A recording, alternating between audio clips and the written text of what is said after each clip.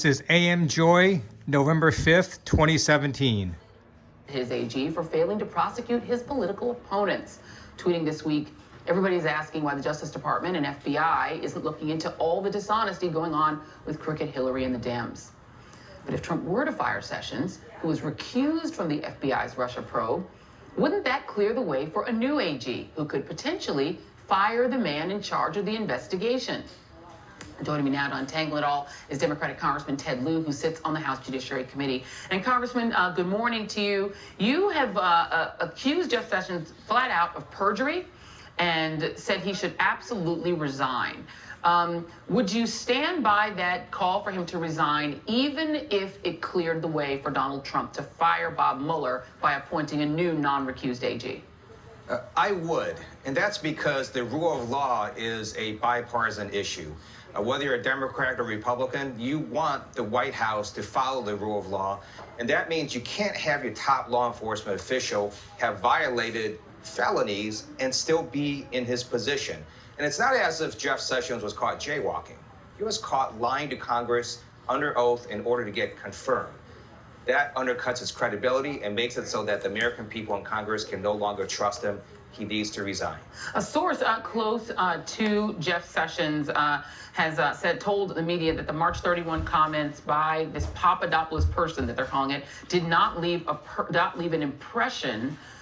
And this is someone familiar with Jeff Sessions' views. I don't know who that is. As far as Sessions seemed to be concerned when he shut down this idea of Papadopoulos engaging with Russia, that was the end of it, and he moved the meeting along to other issues. And this is a claim that during the meeting at which Papadopoulos says that he informed him that he wanted to go to Russia, Sessions shot it down, and therefore, when he was testifying to get confirmed, he just didn't remember. Does that seem credible to you, and would that extricate him from a perjury accusation such as you have made? Not at all, because not only did Papadopoulos tell Sessions, Sessions actually responded to Papadopoulos' request. So for Jeff Sessions to now claim that he was not aware of that strains credibility. And then you've got Carter Page also telling Jeff Sessions that he was going to go to Russia. So Jeff Sessions, to me, is committing perjury in plain view, and he cannot remain in his position. And Senator Al Franken on the Senate side of this has sent a letter to Jeff Sessions asking this question. Did you fail to mention Mr. Papadopoulos' Russian contacts because you did not remember hearing Mr. Papadopoulos describe his connections that could help arrange a meeting between then candidate Trump and President Putin? The American people deserve a complete and accurate accounting of the facts. And it's requested that he please respond in writing by Friday, November 10th, this coming Friday. If Jeff Sessions does not send a response to Senator Franken on that question, what do you think should happen next? I think Congress needs to hold additional hearings, both in the Senate as well in the House. And keep in mind, this is the second time Jeff Sessions has committed perjury, because he also said that he himself did not have contacts with Russians. And it turns out he, in fact, had a meeting with the Russian ambassador and potentially other communications. So he is committing perjury in plain view before the American people. He cannot remain in office. Congressman Ted Lieu, keeping it making it very, very plain. I'm going to actually hold you just for a moment. I want to bring into the panel Natasha Bertrand, political correspondent for Business Insider, Max Boot of the Council on Foreign Relations, and Karine Jean-Pierre, senior advisor to MoveOn.org. And I want to play for the panel the January 10th exchange between Senator Franken and Jeff Sessions, and this is when he was sitting for confirmation to be Attorney General. Let's play that exchange. If there is any evidence that anyone affiliated with the Trump campaign communicated with the Russian government in the course of this campaign, what will you do? Senator Franken, I'm not aware of any of those activities. I have been called a surrogate at a time or two in that campaign, and I did not have communications with the Russians. Okay, so Sessions was not a surrogate for the campaign. I'm sitting here looking at the Politico article from when Donald Trump named his advisory committee on national security and foreign policy. Jeff Sessions was the chairman of the National Security Committee, so he was not just a surrogate. But I want to go through a quick timeline. Sessions says he is not aware of any of those activities. Here's the timeline. March 31, 2016, the same month that Jeff Sessions was named chairman of that Foreign Policy Committee. March 31st, Sessions attends a meeting where Papadopoulos brings up the Russia contacts. April 27th, He attends a reception at the Mayflower Hotel with Sergei Kislyak, the Russian ambassador. Trump is in attendance. June, Carter Page tells Sessions, reportedly, according to Page, about his July trip to Russia, his planned trip to Russia. July 19, there's a meeting at the Republican National Convention that includes Kislyak and Sessions, and in September, meeting with Kislyak in his Senate office. I'll start with you, Natasha. It seems to be there's a prima facie case here that Jeff Sessions either has the worst memory in history, because there are multiple instances in which he's in the room with Papadopoulos, with Page, or with Kislyak, or that maybe there is a perjury case. Is there concern among Republicans on Capitol Hill that he might have indeed perjured himself beyond Congressman Lieu? There's definitely concern, and I think that one of the most interesting parts about this is that we're getting two conflicting messages from people supposedly so close to Sessions and familiar with his thinking. On the one hand, some people are saying, well, he kind of breezed past it, he shot down the idea, but then they moved on very quickly. And on the other hand, you have some people saying, no, he forcefully shot it down. He said, don't talk about this ever again because it might leak. So, you know, if he really did forcefully shoot it down to that extent, then it really makes you wonder, well, how could he have forgotten an exchange like that? Yeah, absolutely. And, you know, Max, you know, you have this George Papadopoulos character who's being represented as the coffee boy by Republicans who are trying to distance themselves from him. Not only was he at that meeting sitting 2 seats away from Donald Trump during a foreign policy briefing that the Trump campaign tweeted out as proof that they're serious on foreign policy, but Papadopoulos was also sent to Cleveland during the RNC convention, where he was invited by the American Jewish Committee to speak on a panel about U.S. foreign policy. In attendance, Congressman Tom Marino of Pennsylvania, Ted Lieu of Florida, both members of the House Foreign Affairs Committee, Bob Corker of Tennessee, the chairman of the Senate Foreign Relations Committee, gave opening remarks. So he seems to have been a coffee boy who met a lot of congressmen and senators. Absolutely, and he should have set off some alarm bells to begin with. I mean, this is a guy who lied about his role in Model UN. I mean, who the heck lies about Model UN? But I mean, the whole campaign was full of these marginal characters, completely dishonest, without any qualifications to be foreign policy advisors, and they all seem to have connections to Russia. I mean, were there any Trump senior campaign officials who did not have official ties to Russia and did not lie about those ties? Yeah. I mean, I was privileged to be a foreign policy advisor on 3 Republican presidential campaigns. I'm pretty sure we were not having covert meetings on the Romney campaign or the McCain campaign. We were certainly not having covert meetings with Russian representatives. And if they had come to us saying, here's dirt on your opponents, I know exactly what somebody like Senator McCain or Governor Romney would have done. They would have picked up the phone and called the FBI. Yeah. Instead, these guys continued to have these meetings with the Russians and to try to get as much quote-unquote dirt as they could possibly get. Yeah. I mean, it stinks to high heaven, and now we haven't even seen the whole contour of this scandal yet. I just want to stay with you just for a second, Max, because that is, you know, the way that most of us who know of you have come to know of you is that you are a foreign policy expert. This is the business that you're in. Right. Had you ever heard in the circles that you travel in, which are conservative, mainly Republican foreign policy expert circles, of George Papadopoulos, of Carter Page, were these people known to you or the people that you know? No, of course not. I'd never heard of these. I mean, they had no connections whatsoever to the mainstream of the Republican foreign policy establishment, which is why they were hired by the Trump campaign, because the mainstream of the Republican foreign policy establishment concluded correctly that this was a guy who was utterly unqualified and unfit to be commander-in-chief. And most of us signed letters saying that we opposed his candidacy from the get-go. And so who did that leave to advise him? It left folks like Papadopoulos, like Carter Page, and also folks like Mike Flynn, who, as we know, was an unregistered foreign agent at the same time that he was advising the Trump campaign. I mean, this is deeply troubling, and these ties continue into the present day. And Karine, you know, there are 2 ways to then look at that. You know, as Max just explained, Donald Trump was not taken seriously. In March of 2016, he was seen by many Republicans as somebody who would bury Goldwater, the Republican Party, if he became the nominee. There was talk of a potential convention fight to keep him from getting the nomination. He puts out this slate of people who are putting Model UN as their credentials to be foreign policy advisors. But the question is, are these people amateurs who then tried to prove their worth to Donald Trump by approaching Russian officials with these to try to get Hillary Clinton's emails, or are they people who seem to have been pushed toward the Donald Trump campaign because the campaign needed someone and they already had those pre-existing ties? I wonder what sort of, you know, you obviously wouldn't know the answer to that and speculate on it, but which seems to have the preponderance of evidence here? Right. So first of all, just really quickly on Jeff Sessions, he is a known racist and should have never been Attorney General. He wasn't qualified to be Attorney General, and now we find out that he lied twice under oath in front of Congress. And the first time when he lied, we found out that he had at least 3 meetings with the Russian ambassador, who the U.S. intelligence agency believe that he is a spy. The Russian ambassador is a spy and a spy recruiter. So here we have Jeff Sessions, who is clearly now not a bit player, but a major key figure in all of this, and he has to go. He is now compromised as the chief law enforcement officer. And the one more thing I just want to say here is, like, after he lied about to become Attorney General, he's now running the most radical right-wing Department of Justice, anti-immigration, anti-gay, anti-black, anti-brown. He's literally living his best bigoted life right now. And so with everybody now that we're seeing, George Papadopoulos, Gordon, Carter, I mean, this is just a band of misfits who were rushing to talk to Russia just so that they can please this president. All right, well, I think we actually have some breaking news that we're going to go to just for a moment, so everybody just stay where you are. I'm going to bring in Ken Delanian, just break this conversation for a moment and bring in Ken Delanian, our national security reporter from NBC News. Ken, what have you got?